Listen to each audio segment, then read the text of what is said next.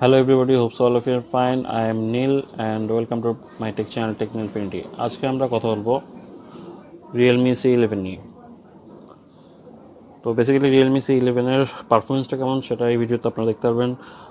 ক্যামেরার কিছু image sample এবং ভিডিও স্যাম্পল আমি আপনাদেরকে দিব, প্লাস এই ডিটেলস বলবো যে ডিজাইনটা কেমন, ভেতরে কী আছে, প্লাস এই ডিভাইসটা আসলে আপনাদের কি নেওয়া উচিত কি উচিত না সেটাও আপনাদেরকে জানিয়ে দেবো। সো দেরি না করে ভিডিও শুরু করা যাক।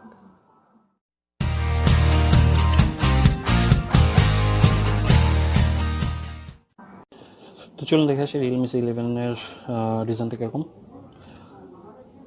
শুরুতে বলেছি ডিভাইসটা হচ্ছে প্লাস্টিক বিল্ড ডিভাইস, বেশ হালকা পাতলা, ওজন বেশ হালকা।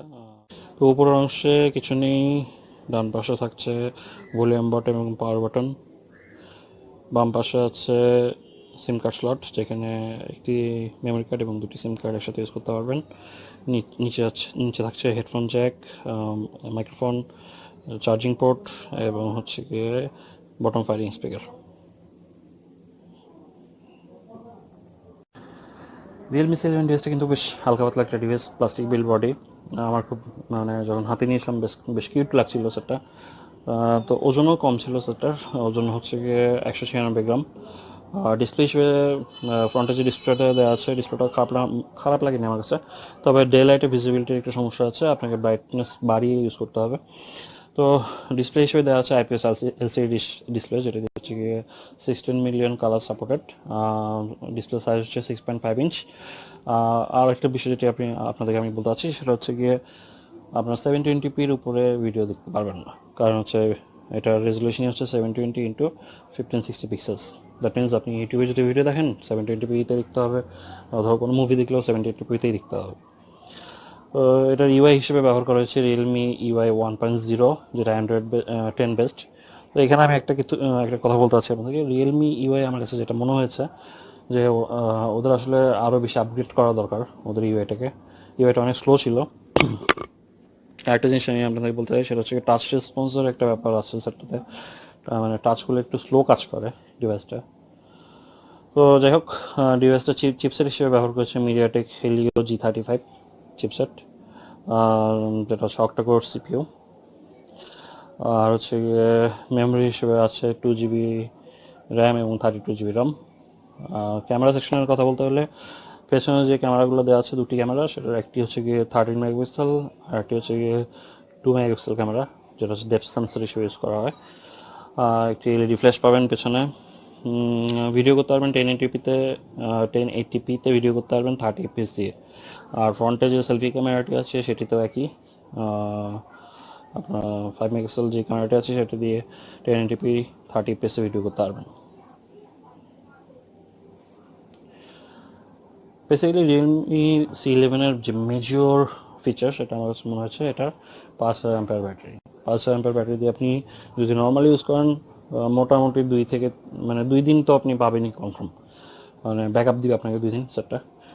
আর যদি গেম খেলেন, হালকা পাতলা গেম, ফেসবুক চালান, ইউটিউব চালান, তাহলে তারপর একদিনের কাছাকাছি, একদিনের মতোই ব্যাটারি ব্যাকআপ পেয়ে যাবেন আপনি। তো সেই হিসেবে ব্যাটারি দিক দিয়ে কিন্তু সেটা জোস, এটা বলতেই হবে। তো বাজারে দুটো কালারের সেটটা এসেছে, একটা হচ্ছে গিয়ে মিন্ট গ্রে আর একটা হচ্ছে গিয়ে পিপার গ্রে। আমার হাতে যেটা আছে সেটা হচ্ছে পিপার গ্রে ভার্সনটা। তো এখন আমরা এই সেটটার ক্যামেরার কিছু স্যাম্পল দেখব, মানে ক্যামেরার ইমেজগুলো কীরকম, ভিডিও কোয়ালিটি কীরকম সেটা একটু দেখব। তো দেরি না করে রিয়েলমি C11-এর কিছু ইমেজ আর ভিডিও স্যাম্পল দেখে আসি, কোয়ালিটি কেমন একটু দেখি।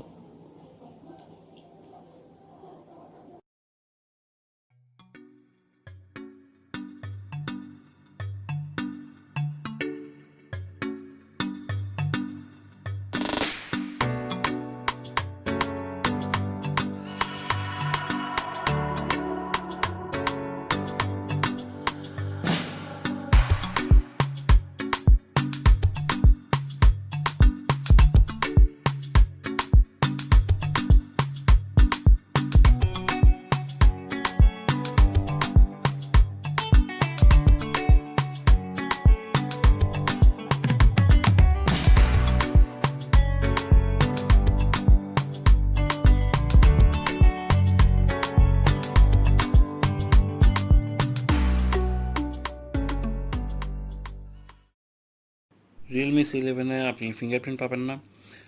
ফিঙ্গারপ্রিন্টের জায়গায় আছে ফেস আনলক, যেটা মোটামুটি ফাস্টই ছিল আমার মতে। Realme C11-এর একটা মেজর ইস্যু হচ্ছে গিয়ে এর স্পিকারের সাউন্ড কোয়ালিটি আমার কাছে ভালো মনে হয়নি। লো ছিল একদিকে, আরেকদিকে অনেক সময় দেখা যাচ্ছিল ফাটা ফাটা আসছিল সাউন্ডগুলো। আর হচ্ছে গিয়ে আপনি যদি একটু বাইরে যান, বাইরে গেলে দেখবেন যে এটা সাউন্ড মানে স্পিকারের সাউন্ডটা শোনাই যায় না বাইরে। ধরেন কোনো নয়েজি এরিয়াতে দাঁড়িয়ে আছেন, আপনি এক সাইডে দাঁড়িয়ে হয়তো ভিডিওটা দেখতে পাচ্ছেন, আপনার কাছে হেডফোন নেই, দেখবেন যে সাউন্ড কোয়ালিটি খুবই মানে লো, মানে খুবই লো, আপনি মানে সাউন্ড শুনবেই নি না। সো আপনাকে বাইরে গেলে অবশ্যই হেডফোন ইউজ করতে হবে। মোবাইল রিভিউ করতেছি আর যদি গেম খেলে না দেখে তাহলে কি হয় নাকি ভাই? তো চলেন Realme C11-এর পাবজি গেমটা কেমন চললে সেটা একটু দেখে আসি। তো বেসিক্যালি পাবজি খেলার সময় দেখা যাচ্ছিল যে ফ্রেম ড্রপ করছিল, লাইকিং ইস্যু ছিল। তো বেসিক্যালি এটা Realme C11 গেম খেলার জন্য অতটা ভালো সেট না। আপনি যদি গেমার হয়ে থাকেন তাহলে এই ডিভাইসটা নিলে আপনি লস খাবেন।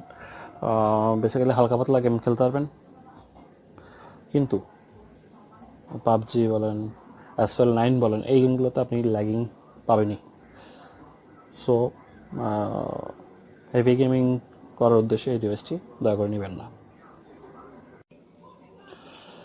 যাই হোক, এখন একটা মেজর ইস্যু নিয়ে কথা বলবো, সেটা হচ্ছে গিয়ে ফেসবুকে দেখলাম যে বেশ Realme C11 নিয়ে ট্রল করা হচ্ছে যে 2 GB র্যাম 32 GB রমের এটা কী সেট বের করলো রিয়েলমি।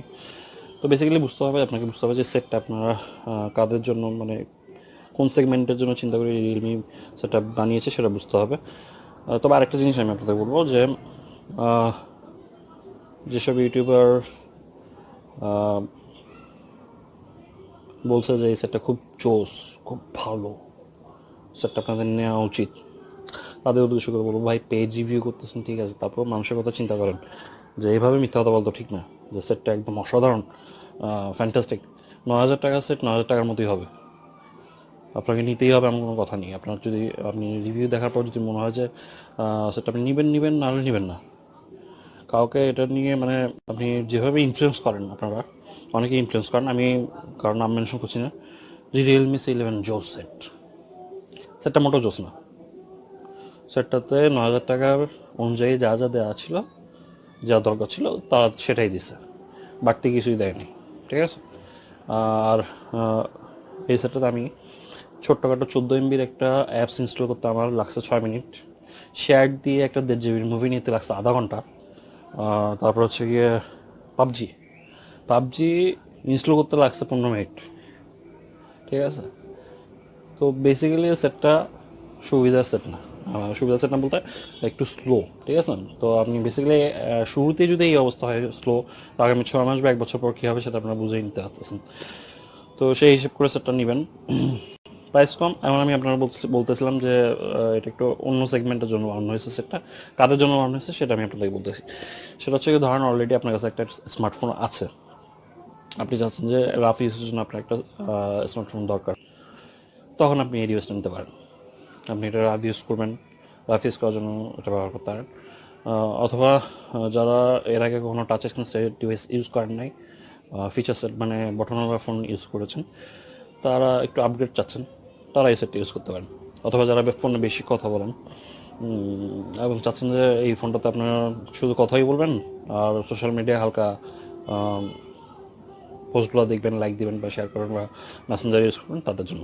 তো বেসিক্যালি আরেকটা জিনিস আছে, সেটা হচ্ছে গিয়ে অবশ্যই যে অ্যাপসই ইউজ করেন সেটা চেষ্টা করবেন লাইট ভার্সনটা ইউজ করার জন্য, যেমন PUBG light, Facebook light, Messenger light, এগুলো ইউজ করবেন, কারণ এই সেটটা খুবই স্লো হয়ে যাবে যদি আপনারা ভারী ভার্সনগুলো ইউজ করার চেষ্টা করেন।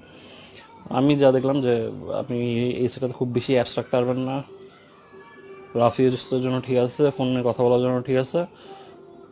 যদি মনে করেন যে আপনি একজন ভালো গেম খেলতে চান, দয়া করে সেটটা নিন না ভাই, প্লিজ রিকোয়েস্ট করতেছি।